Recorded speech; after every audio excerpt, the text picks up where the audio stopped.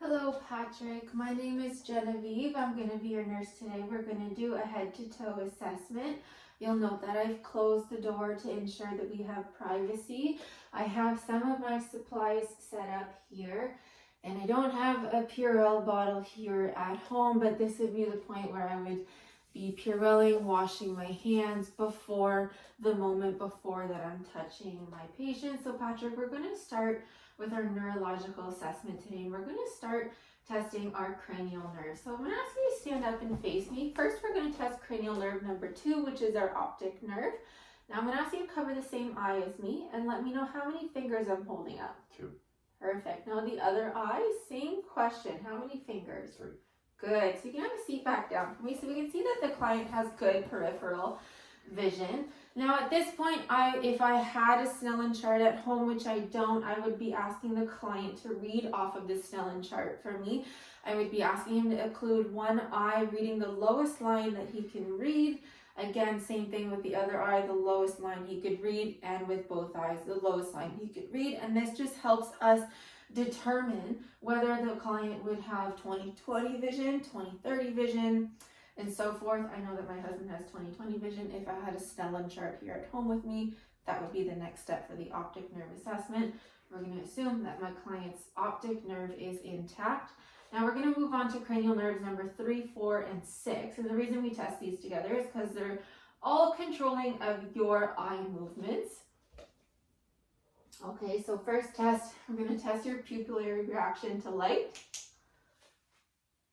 We're going to look ahead for me. Both pupils are constricting, great. Both pupils are constricting, great. Now I'm going to test for accommodation. So I'm going to ask you to stare at my pen light all the way out here. We can see the client's pupils are dilating to accommodate a faraway object. Patrick, I'm going to ask you to follow this pen light all the way to the tip of your nose, okay?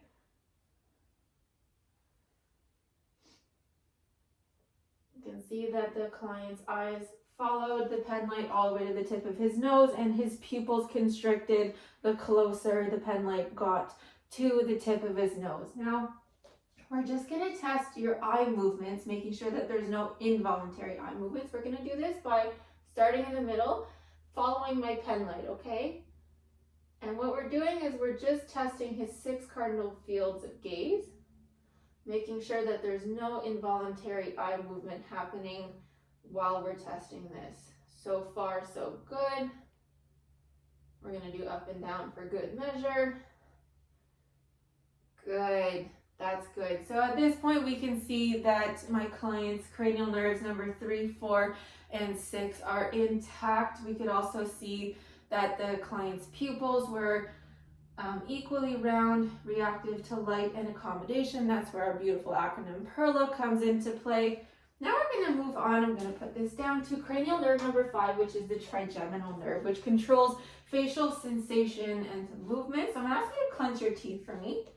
Just feeling the muscles, making sure that they're engaging here up at the temple as well. Good. And the second portion of the trigeminal nerve, Patrick, I'm going to ask you to close your eyes for me and say now when you feel something. Now. Good. Now. Good. Now. Good. So we can see that cranial nerve number 5, the trigeminal nerve, is intact. Now when we're doing the face, we're going to move on to cranial nerve number 7, facial. Smile. Big frown. Puff your cheeks. Close your eyes tight, tight.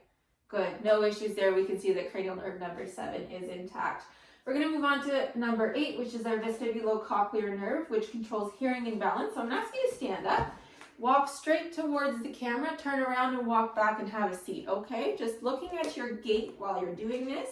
Now come back and have a seat for me. And we can see that the client's gait was good.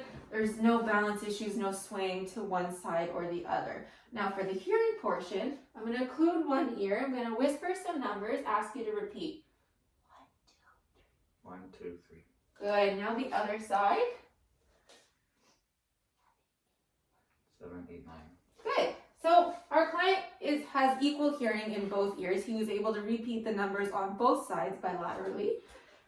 So at this point in the test, if we were to hear any hearing deficits, we could also move on to the Rene and the Weber tests after doing the whisper test if there is any issues or if we just want to continue testing.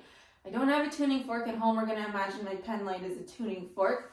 We would activate the tuning fork to test hearing of air conduction, holding the vibrating tuning fork out here from one ear. And then we would do the same thing on the other side. We would ask the patient whether he heard it equally bilaterally or more on one side than the other. Second part of the Rene test is bone conduction. We would again activate the tuning fork and hold it against the mastoid bone back here and back here.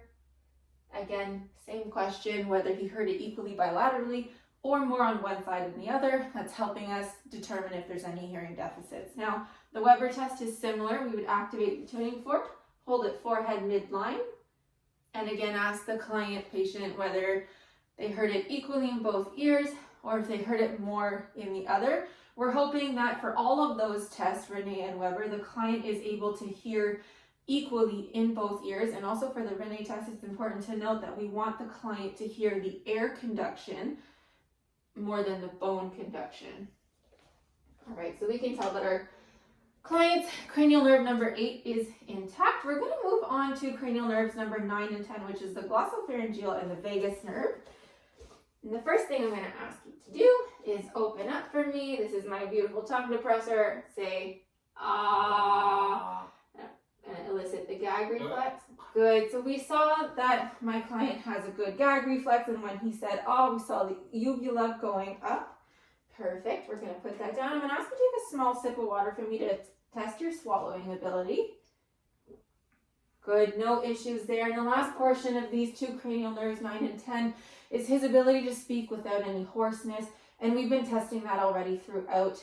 My client Patrick is able to speak to me without any hoarseness, so we can say that cranial nerve number 9 and 10 are intact. Now we're going to move on to number 11, which is the accessory nerve, controlling accessory muscles for your neck, head, shoulders. I want you to shrug your shoulders against my resistance. Good, no issues. Turn your head into my hand, no issues. Again, perfect. We can see that cranial nerve number 11 is intact. Now the last cranial nerve number 12, we're going to ask you to protrude your tongue. Open your mouth for me. Now move your tongue side to side. Good. Now we can see that the hypoglossal nerve is intact. So overall, we can see that cranial nerves number 2 through 12 are intact.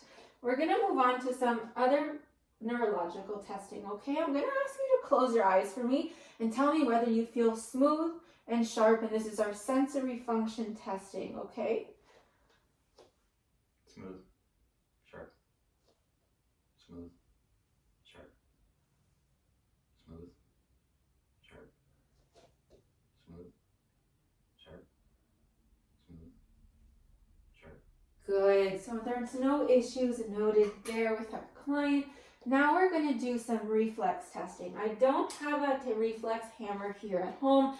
We're going to imagine that my also tongue depressor is my reflex hammer. Okay, so I'm going to ask you to just relax your arms open like this at your side. The first reflex that we're testing for is a brachioradialis reflex. And we're just going to tap right inside the wrist on the tendons here. And we would be looking for forearm contraction. So we can see on this patient that that's happening. Again, on the other side. Looking for forearm contraction is good. Our next reflex is our bicep reflex. To test this, it's easiest to put your thumb right in the crook, and you would tap your thumb with the hammer. And when you're doing that, you're looking for a contraction of the bicep muscle, which our client has. Again, the other side. I can see, and I can also feel some contraction there, which is great. We're going to move on to the tricep reflex. I'm asking you to just dead weight your arm for me. Just hang it loose. We're going to hit just behind the elbow, looking for contraction of the tricep muscle. Good. Other side. Same thing, just loose for me, okay? Good. Our next reflex is our patellar reflex. Everybody knows this. Now my client's a bit tall. Ideally, it would be good to have him sitting where his feet were hanging. Or I don't have a chair tall enough for him where his feet aren't touching the ground. But we would be Tapping just here, and then when we're doing the patellar reflex, we're looking for contraction of the quadricep muscles. So I would be tapping, looking for that classic little leg kick contraction of the muscle. We would be doing that on both sides. And our last reflex is our Achilles reflex. So I'm just gonna ask you to place your foot in my hand and your knee for me, but just loose, okay? So we're gonna tap back here on the Achilles, and we're looking for, you can see here, contraction of the calf. Good, and we can see a small contraction of the calf happening. This is exactly what we want. Same thing over here. Calf is contracting. Perfect. I'm gonna put this back down. We're gonna move on to something called the Romberg test. I'm gonna ask you to stand up for me. Feet together, arms loose at your side. I'm just gonna ask you to stand straight, balanced for 30 seconds, okay? Just looking at my watch here. You should be going 30 seconds.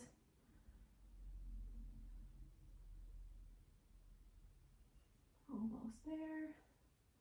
While Patrick is doing this, I'm assessing his ability to balance himself.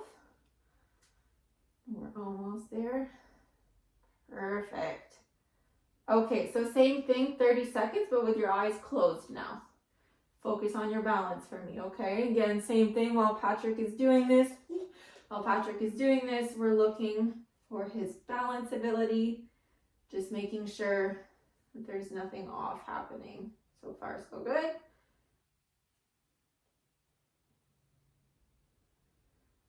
Almost there.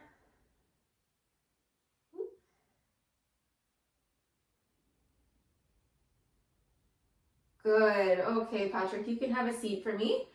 So we saw that when Patrick was doing that Romberg test that there was no swaying happening.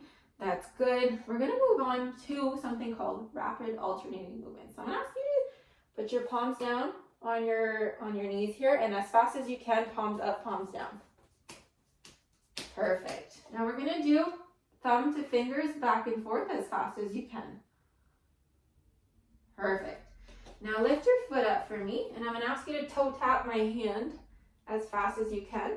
Perfect. This one as well. Good. No issues there.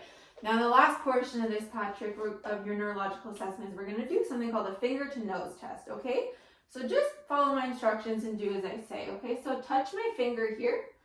Now touch your nose, touch my finger, touch your nose, touch my finger, touch your nose, touch my finger, nose. Good.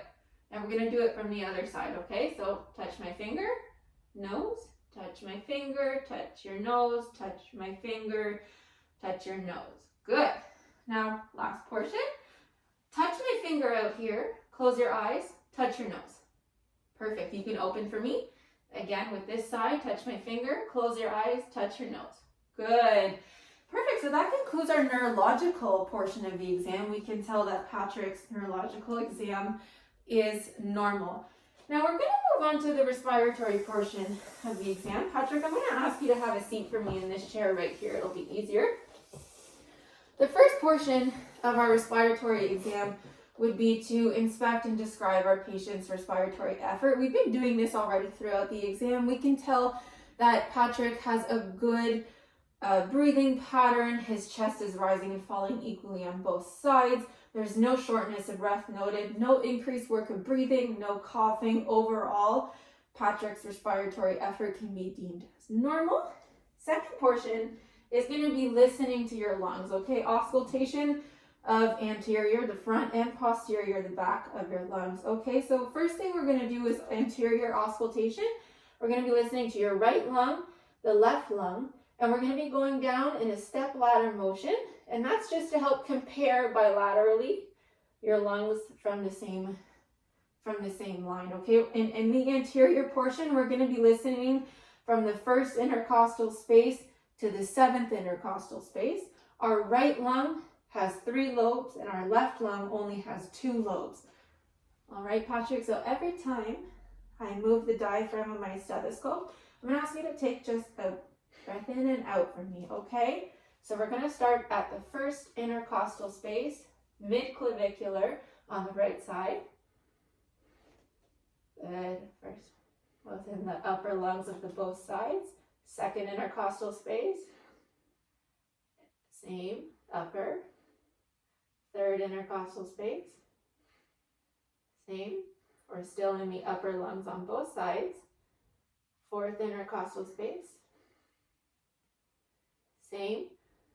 And we're in the fourth intercostal space on this side. Now we're listening to the right middle lobe. I'm going to move down to just going to up here, the fifth intercostal space. Good. Fifth intercostal space. Now, because there's only two lobes on the left side, fifth intercostal space over here, we're still in the upper lung, whereas fourth and fifth over here, we're the middle. Now, I'm going to ask you just move your arms for me. I'm going to listen to the sixth intercostal space, but mid-axillary.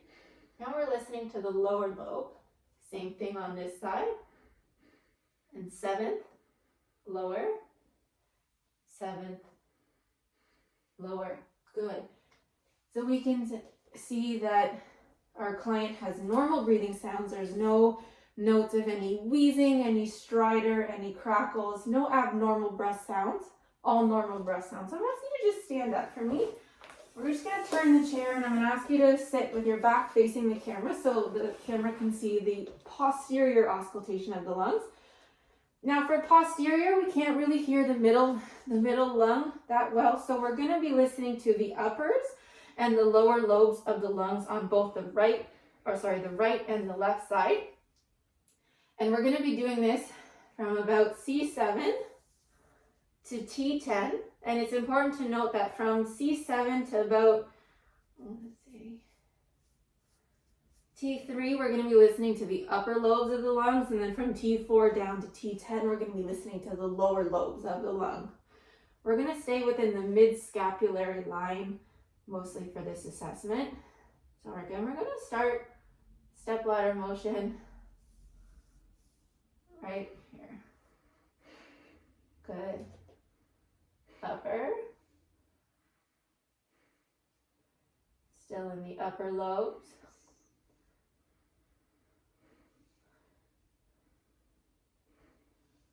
Good. Good. Now we're listening to the client's lower lung lobes.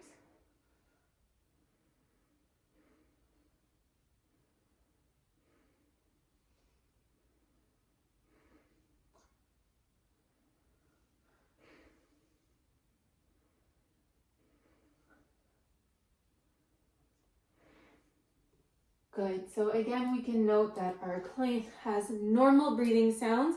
There's no wheezing, crackles, stridor heard. Perfect. Patrick, so I'm going to ask you just stand up for a second for me. Have a seat again on the chair facing the camera. We're going to move on to the cardioperipheral exam, vascular exam of this. Okay, I'm just going to put this down for a minute. First, we're going to feel for our client's apical pulse, which can be felt mid-clavicular on the left side, the fifth intercostal space. All right, one. Now this patient does have a lot of muscle tissue, but from auscultating his lungs earlier, it's the easiest to move up his pectoral muscle, and it's about right here. And we can feel the apical pulse happening right in there. Second portion, we are going to auscultate your apical pulse to get an accurate heart rate. We're going to listen for 30 seconds and times by 2, okay? So mid-clavicular line, again, fifth intercostal space. Now listen for 30 seconds.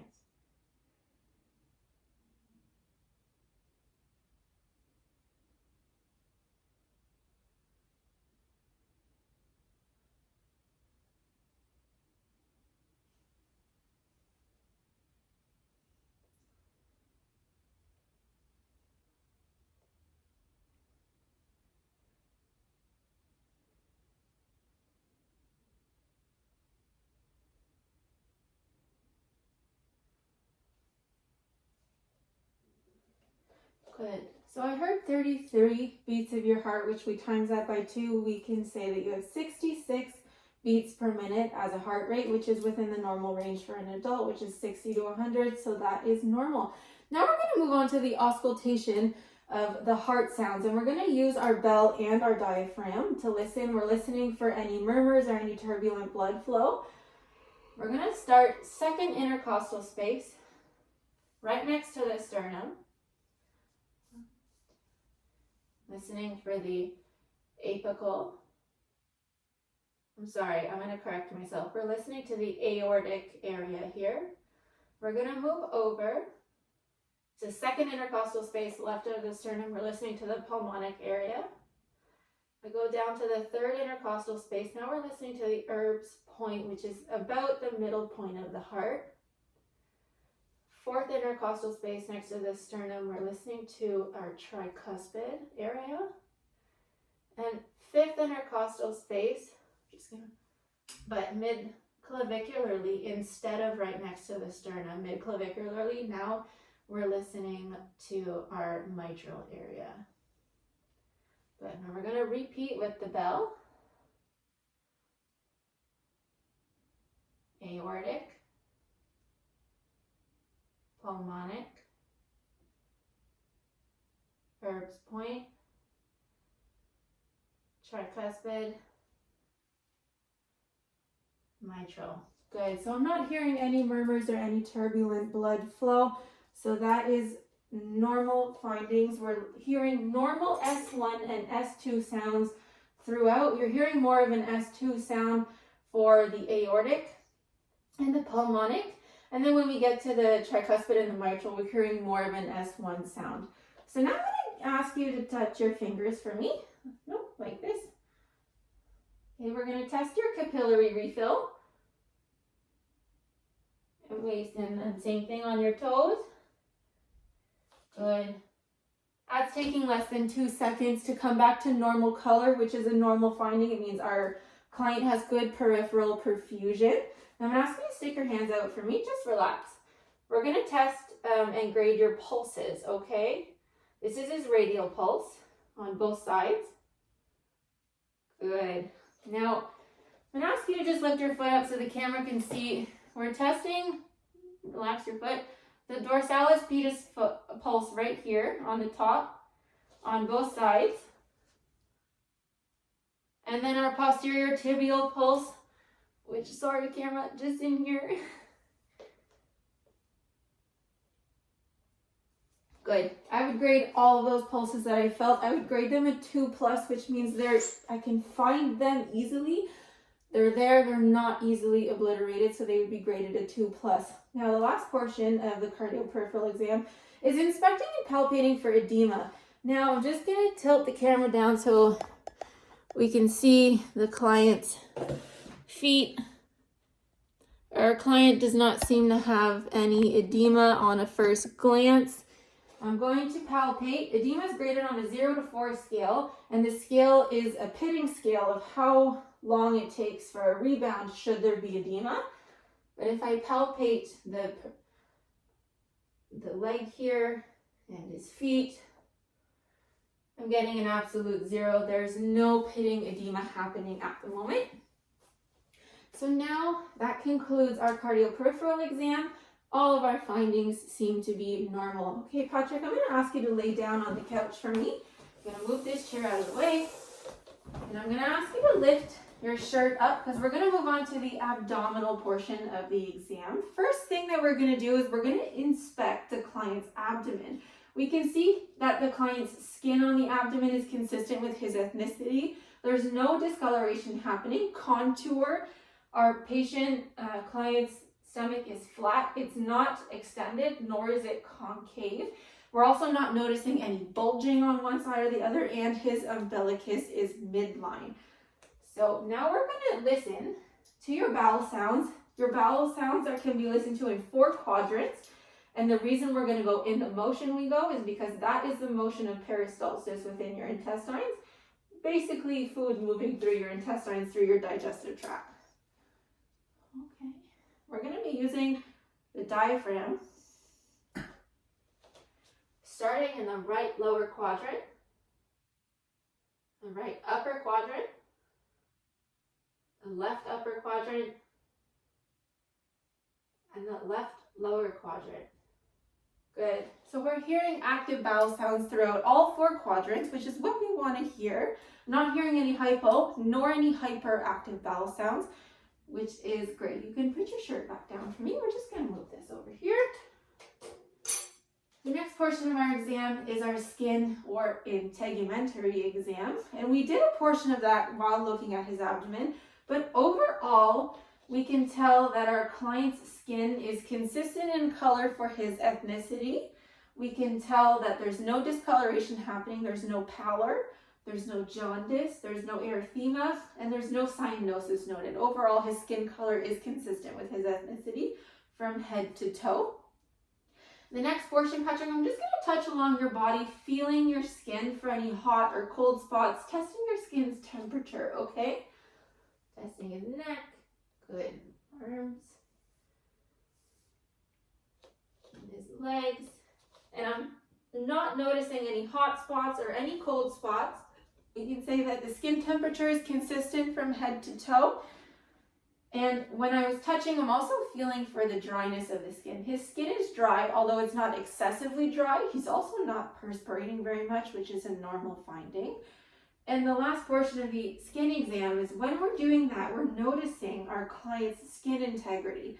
And he does not have any cuts, any gashes, any wounds, any open scrapes. So overall, our client's skin integrity is intact. Okay?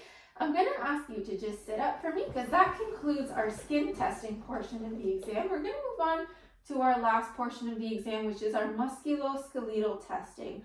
We're going to do some muscle strength testing, and this is graded on a scale. On a scale, it's called the MRC scale from 0 to 5. If it were graded 0, that would mean there would be no muscle contraction at all, and 5 would be full muscle contraction against my resistance. Okay, so I'm asking you to do a series of movements, and then we're going to repeat them with my resistance. So I'm going to ask you to stand up, actually, and lift your arms up at your elbow.